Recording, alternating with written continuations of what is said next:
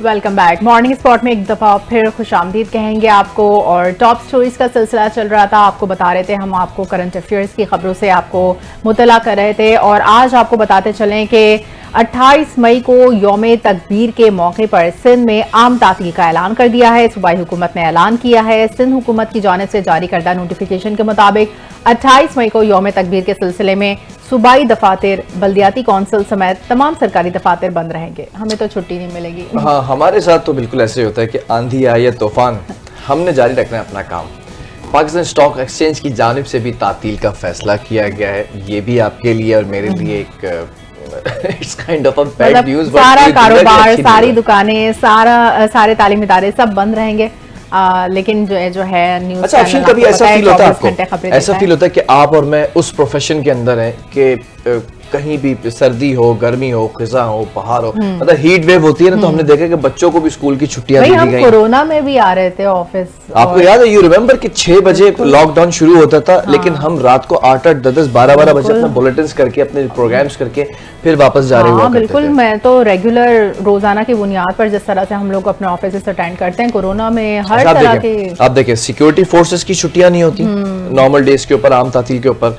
इसी तरह डॉक्टर्स की छुट्टियां नहीं होती। इसी तरह जो जर्नलिस्ट होते हैं, जो एंकर्स होते हैं, उनकी भी छुट्टियां नहीं होती। ऐसे तो नहीं कहते ना, इसीलिए कहते हैं कि मीडिया का एक चौथा सब लोग कहते हैं अच्छा ईद आज तो छुट्टी होगी, अब हमें और तैयार होके जाना है ईद में। I still remember those days, जब अर्ली स्टार्टिंग के डेज थे इस मीडिया के अंदर, तो बहुत सारी जगहों पर ईद की नमाज भी हम जो है आते थे, पहले ऑफिस आते थे और उस वक्त उस दिन बिल्कुल शलवार कमीज पहने होते थे। बुलेटिन स्टार्ट किया, हेडलाइंस पढ़ी, प्रोग्राम तो उस वक्त नहीं करता था मैं, और फिर पहले ईद की नमाज पढ़ने जाते थे बराबर में कहीं, फिर उसके बाद वापस आकर बैठते थे। हाँ बिल्कुल। तो सिंध हुकूमत ने 28 मई को सूबे में आम तातील का ऐलान कर दिया है और यौम तकबीर मनाया जाएगा। यौम तकबीर के सिलसिले में तमाम सूबाई दफातर, बल्दियाती कौंसिल समेत सरकारी दफातर बंद रहेंगे।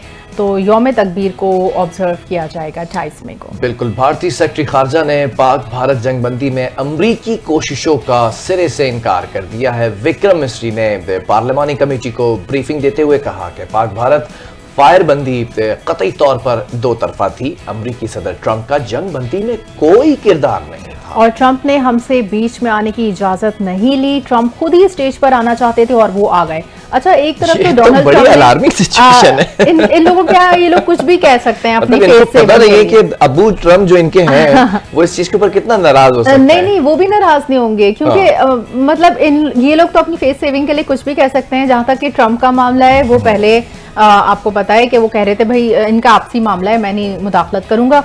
लेकिन जैसे ही पाकिस्तान को देखा जंग जीते हुए तो फौरन इंटरवीन कर दिया। और जहां तक कि भारत की बात है, भारत को रेस्क्यू किया गया।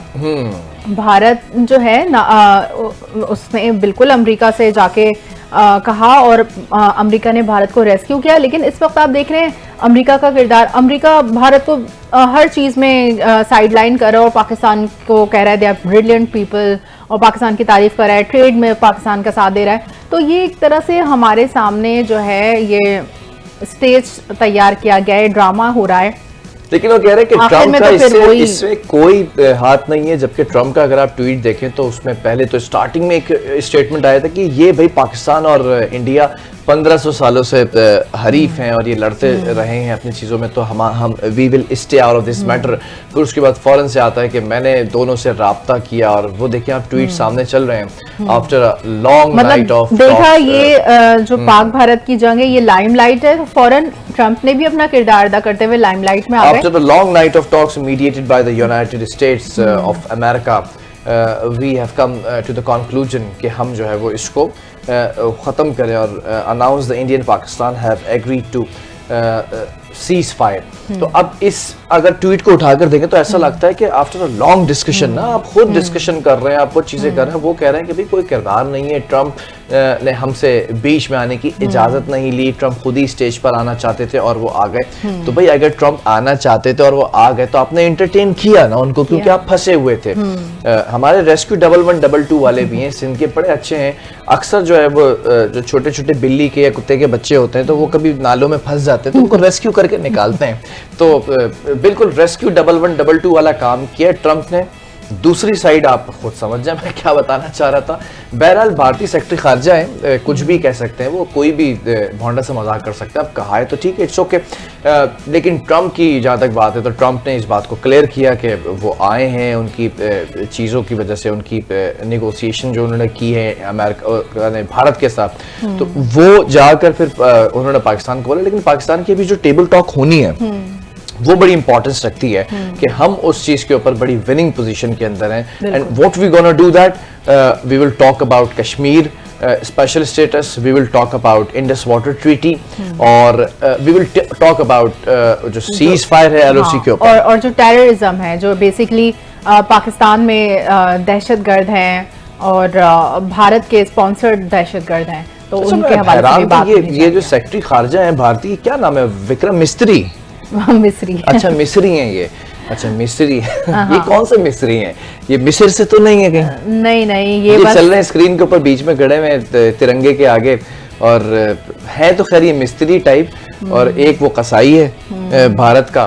ये मिस्त्री। तो अजीब और गरीब किस्म की जो है ना इन्हें ब्यूरोक्रेसी और बस वो अपना बस किसी तरह इनको अपना इमेज क्लियर करना है और किसी तरह से अपना, लेकिन कुछ नहीं कर सकते। अब पूरी दुनिया के सामने जो आना था वो आ गया, सबने देखा, और अल्लाह ताला ने पाकिस्तान को फतह से हमकना। लेकिन भारत इतना भी सीधा नहीं है। अमेरिका ने इंसानी स्मगलिंग में मुलव्विस भारतीय ट्रैवल एजेंसियों पर पाबंदी आयद कर दी है। अमरीकी महकमा खारजा के तर्जुमान टैमी ब्रोस ने कहा है कि भारत में मौजूद और सरगर्म ट्रैवल एजेंट्स के मालिकान, एग्जेक्टिव्स और आला हुकाम पर वीजा पाबंदियां आयद करने का ऐलान किया गया है। ट्रैवल एजेंट जानबूझकर गैर कानूनी इमिग्रेशन में सहूलतकारी के मुर्तकिब पाए गए हैं। अमेरिका इन तमाम नेटवर्क्स को तोड़ने के लिए मुसलसल इक़दाम कर रहा है। तो यानी कि अमेरिका जो है ना ज़्यादातर अब भारत पर नजर रखे हुए है, और उनको क्योंकि वो देख चुका है कि ये फॉल्स फ्लैग ऑपरेशन किया, फिर जानबूझ के एक जंग को हवा दी, और अब इनके जितने भी चीजें हैं वो सब नजर में आ रही हैं, तो अब इनको इनकी जो हैसियत खुद भी खतरा है ना अमेरिका को इससे। बिल्कुल हैसियत है वो खत्म होती जा रही है, और अब इन पर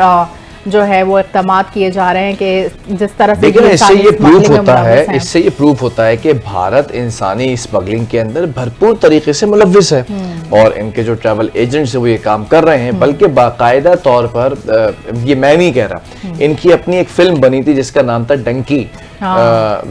इनके जो सुपरस्टार हैं शाहरुख खान, उनकी ये फिल्म थी, तो और डंकी के अंदर बाकायदा तौर पर उन्होंने ये दिखाया, ये पोर्ट्रेट किया है कि भारतीय जो ट्रैवल एजेंट्स हैं वो कैसे अमेरिका, कैसे जो है वो ऑस्ट्रेलिया, कैसे यूके और ये यहाँ से पहुंचाते हैं। बल्कि वो इतना भोंडा सा मजाक उन्होंने किया है कि जिसके ऊपर जो अरबी शेख हैं वो भी बड़े गुस्सा और नाराज नजर आए, कि उन्होंने कहा कि भाई हम डंकी किस तरह से होता है, डंकी से कैसे वहां तक पहुंचते हैं, कैसे ट्रैवल एजेंट लेके जाते हैं, फिर हम वापस अपने मुल्क अगर आना चाहें तो हम कैसे वापस आ सकते हैं। तो उसके अंदर उन्होंने बड़ा एक अजीब और गरीब सा लो बजट का स्क्रिप्ट रखा, और उस स्क्रिप्ट के अंदर यूएई दुबई में दिखाया है, कतर में दिखाया है कि वो किस तरह से वापस आते हैं और कैसे। आप जरा जाए तो कतर, फिर आपको पता चलेगा, आपको लग पता जाएगा जो आप मूवीज में दिखाते हैं और रियलिटी के अंदर बड़ा डिफरेंस होता है ना। तो बिल्कुल आपको बताते चलें कि पाकिस्तान की सिर्फ 35% सियासी जमातों की वेबसाइट्स फाल हैं। फाफिन सियासी जमातों की वेबसाइट्स पर फाफिन ने रिपोर्ट जारी की है। फाफिन की रिपोर्ट के मुताबिक पाकिस्तान की सिर्फ 35% सियासी जमातों की वेबसाइट्स जो हैं वो एक्टिव हैं, जबकि बेशतर जमातें अपनी वेबसाइट्स पर आईनी तकाज़ों के मुताबिक मालूमात फराहम करने में नाकाम रही हैं। रिपोर्ट में इंकशाफ ये भी किया गया है कि सिर्फ एक जमात ने माली गोशवारे शाया किए हैं, किसी भी जमात ने उम्मीदवारों के इंतखाब का तरीका नहीं दिया। फाफिन ने जमात इस्लामी की वेबसाइट्स को सबसे ज़्यादा मालूमाती करार दिया, जबकि पीटीआई की वेबसाइट VPN के जरिए ही काबिल रसाई है। सियासी जमातों की वेबसाइट्स पर free and fair election network FAFEN ने रिपोर्ट जारी कर दी है। रिपोर्ट के मुताबिक पाकिस्तान की सिर्फ 35% सियासी जमातों की वेबसाइट्स फाल हैं। 166 में से सिर्फ 58 जमातों की वेबसाइट्स जुज़वी तौर पर फाल हैं, और फाफिन के मुताबिक पार्लियामेंट में मौजूद 20 में से 14 जमातों की वेबसाइट्स फाल हैं। बेशतर जमातें आईनी तकाज़ों के बरखिलाफ वेबसाइट्स पर मालूमात फराहम नहीं करती। सिर्फ 40 जमातों ने मरकजी ओहदेदारान की फहरिस्त शाये की है। सिर्फ 6 जमातों ने एग्जीक्यूटिव कमेटी अरकान की तफसीलात दी हैं। फाफिन की रिपोर्ट में कहा गया है कि सोशल मीडिया वेबसाइट्स के मुतबादिल नहीं, माली शफाफियत सबसे कम रिपोर्ट होने वाला शोबा है। सिर्फ एक जमात ने माली गोशवारे शाये किए हैं। किसी वेबसाइट पर उम्मीदवारों के इंतखाब का तरीका शामिल नहीं है, और किसी वेबसाइट पर जर्नल काउंसिल की तफसीलात दस्तयाब नहीं है। फाफिन ने जमात इस्लामी की वेबसाइट सबसे ज़्यादा मालूमाती करार दे दी है, जबकि PTI की वेबसाइट्स ये कहा गया है कि VPN के ज़रिए ही काबिल रसाई जो है वो है। और अब लेट्स सी कि ये फाफिन जो है वो, फाफिन की अगर बात करें तो फाफिन एक बहुत ज़बरदस्त खूबसूरत एक इदारा है। और हमें भी मौका मिला था इस्लामाबाद जाकर फाफिन को वहाँ पर उनकी वर्कशॉप करने का। और ये बेसिकली दे टीच अस कि कैसे जो है वो आपने इलेक्शंस के अंदर रिपोर्टिंग करनी है, कैसे इलेक्शन के अंदर आपने डेस्क पर बैठकर काम करना है, कैसे इलेक्शन के अंदर आपने रिप्रेजेंट करना है अपने आप को, कैसे इलेक्शंस के अंदर आपने फेयर काउंटिंग को जो है वो प्रमोट करना है। ये सारी चीज़ें फाफिन बताता है। और फाफिन की खूबसूरत बात है कि साल के अंदर एक बार ज़रूर ये पूरे पाकिस्तान से सहाफ़ियों को बुलाते हैं और फिर उसके बाद उनकी 8 से 10 दिन की वर्कशॉप होती है और उस वर्कशॉप के अंदर तमाम चीज़ों को करने के बाद ये सर्टिफिकेशन भी करते हैं, which is a very good thing. और फाफिन हो सकता है दोबारा भी याद कर लें बहुत जल्द।